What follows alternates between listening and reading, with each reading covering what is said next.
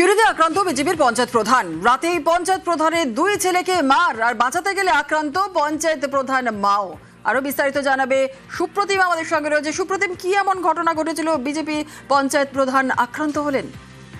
দেখো, যে ঘটনা ঘটেছে সেটা হচ্ছে পুরোনো বিবাদের জের, এবং গতকাল তারই বিকেলে কিন্তু এই গন্ডগোলের ঘটনা ঘটে। এবং যখন একটি ঘটনা সূত্রে যখন এই পঞ্চায়েত প্রধান অর্থাৎ বেলা দত্ত বিজেপি পঞ্চায়েত প্রধান শিউরি করিতা গ্রাম পঞ্চায়েতে তাকে তার দুই ছেলেকে যখন মারধর করছিল তৃণমূল কয়েকজন কর্মী সমর্থকরা, তারা কিন্তু যায় বাঁচাতে।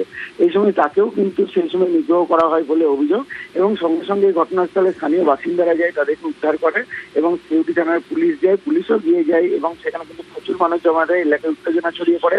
পুলিশ তিনজনকে আটক করেছে এবং ওই পঞ্চায়েত প্রধান যে রয়েছে বেলা দত্ত সহ তার দুই ছেলেকে কিন্তু হাসপাতালে নিয়ে আসা হয় এবং একজনকে অ্যাডমিট করা হয়েছে হাসপাতালে চিকিৎসার জন্য, এবং পুলিশ বাকিদের খোঁজেও তল্লাশি চালাচ্ছে। তবে এই ঘটনায় কিন্তু সিউড়ির করিতা এলাকায় যথেষ্ট উত্তেজনা ছড়িয়েছিল। বেশ, ধন্যবাদ।